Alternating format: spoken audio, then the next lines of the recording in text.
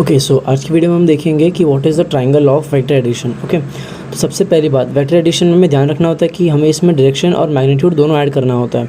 अब triangle law में हम कैसे करेंगे देखते हैं। सपोज़ मेरे पास एक वेक्टर है ए वेक्टर और दूसरा मेरे पास एक वेक्टर है बी वेक्टर। ओके, अब जो मैंने सपोज और मेरे पास एक पॉइंट मास भी है। अब मैंने उस मास को पहले ए वेक्टर के थ्रू इतना डिस्प्लेसमेंट में लिखे गया और फिर बी वेक्टर के थ्रू लिखे गया। तो बेसिकली मेरा पॉइंट मास अब यहाँ पे आ गया। ठीक है, अब जो मेरा मास वहाँ पे आया है तो बेसिकली मैंने उसको डिस्प्लेस कितना किया, मैंने उसको डिस्प्लेस एक्चुअली इतना ही किया है विच इज़ आर वेक्टर। ठीक है, तो इसका मतलब क्या है कि A vector plus B vector is actually equal to R vector. Okay, तो बेसिकली मैंने क्या किया कि मैंने पहले एक मास को ए वेक्टर के थ्रू लिखे गया, फिर उसको बी वेक्टर के थ्रू लिखे गया और फिर जहाँ पे मेरा उसका फाइनल पोजीशन था तो मैंने इनिशियल और फाइनल पोजीशन से एक वेक्टर बना दिया। ठीक है, और वो जो वेक्टर था उसका जो हेड रहेगा वो किस तरफ रहेगा, it will be towards B because A से निकला है। और इतनी बात ध्यान रखनी है कि दोनों जो वेक्टर हम ऐड कर रहे हैं ट्रायंगल लॉ के अंदर, एक का हेड दूसरे का टेल से कनेक्टेड होगा। ओके, लाइक फर्स्ट अगर मेरा वेक्टर ए है तो मैंने उसका हेड जो है उसको मैं बी के टेल से कनेक्ट करके रखूँगा। ओके, और स्टार्ट करूँगा ए के टेल से और एंड करूँगा मेरा रिजल्टेंट वेक्टर बी के हेड पे। So that will be my resultant, मतलब ए प्लस बी जो वेक्टर्स होते हैं उनका रिजल्टेंट यानी कि उनका सम को हम बोलते हैं रिजल्टेंट वेक्टर। ओके, अब इसका मैग्नीट्यूड कैसे निकलता है, तो रिजल्टेंट वेक्टर का मैग्नीट्यूड ऐसे निकलता है। देखते हैं हम आगे कि इसका एक्चुअली फॉर्मूला ये होता है कि रिजल्टेंट वेक्टर का magnitude equals under root vector A square, sorry not vector, actually magnitude A of A square magnitude of B square plus 2ab cos theta. Okay, तो हम देखेंगे कि फॉर्मूला कैसे आता है, डिराइव करते हैं इसको। ओके, तो मैग्नीट्यूड निकालने के लिए सबसे पहले हम वही ट्रायंगल बनाएंगे, बट उसमें हम क्या करेंगे कि जो बी वेक्टर का जो हेड है ना वहाँ से हम एक वर्टिकल ड्रॉ करेंगे टुवर्ड्स द हॉरिजॉन्टल डाउनवर्ड्स। ठीक है, और ए को थोड़ा एक्सटेंड करेंगे। ठीक है, तो एक्सटेंड करने के बाद हमको क्या मिलेगा, और इसको थोड़ा नेमिंग कर देते हैं कि टॉप मोस्ट पॉइंट को पी, यहाँ पे क्यू, यहाँ पे आर। ओके, अब हमने नेमिंग भी कर दिया है।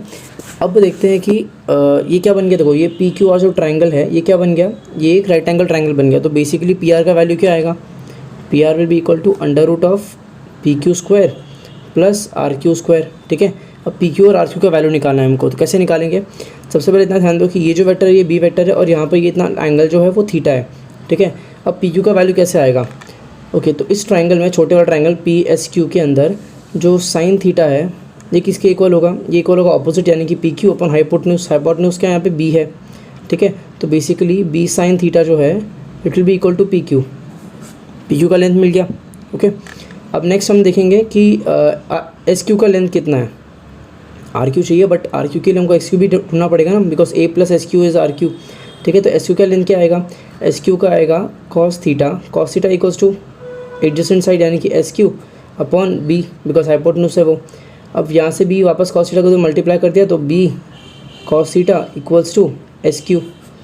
ठीक है, सो हमको पी क्यू का वैल्यू भी मिल गया और एस क्यू का वैल्यू भी मिल गया। अब इसको इक्वेशन में पुट करते हैं, तो P R is basically equal to under root of P Q square plus R Q square which is equal to P Q का वैल्यू क्या है, बी साइन थीटा, तो इसका whole square plus R Q का value क्या है, A plus B cos theta का whole square आएगा, बिकॉज यहाँ पे आर क्यू का होल स्क्वायर है ये, और ये पूरा अंडर रूट में। तो इसका आंसर रहेगा equals to B square sine square theta plus A square plus B square cos square theta plus 2ab cos theta. तो ए प्लस बी जो कॉस थीटा का होल स्क्वायर था इसको हमने A plus B the whole square के फॉर्मूले से open किया है, तो हमको ये आंसर आया। अब नेक्स्ट स्टेप में क्या होगा कि हम बी स्क्वायर कॉमन बाहर ले लेंगे और sine square theta plus cos square theta हो जाएगा which is basically equal to 1।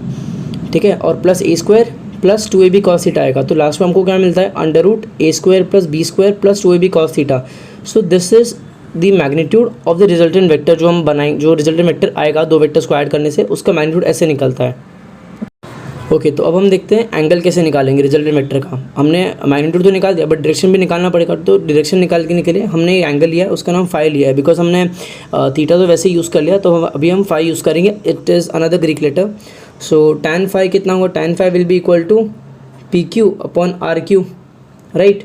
और हमारा जो पी क्यू है, पी क्यू कितना है, P Q is basically B sine theta, है ना, और आर क्यू कितना, R Q is basically A plus B cos theta.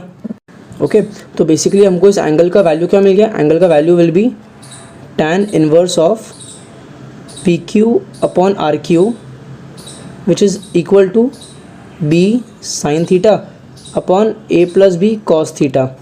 तो ये हम लोग को आंसर मिलेगा, फाइनल एंगल का आंसर। सो हमने यहाँ पे triangle law of vector addition देखा, जिसमें हमने वेक्टर का जो रिजल्टेंट वेक्टर है उसका मैग्नीट्यूड निकालना सीखा और एंगल भी निकालना सीखा। अब नेक्स्ट वीडियो में will see parallelogram law of vector addition and polygon law of vector addition.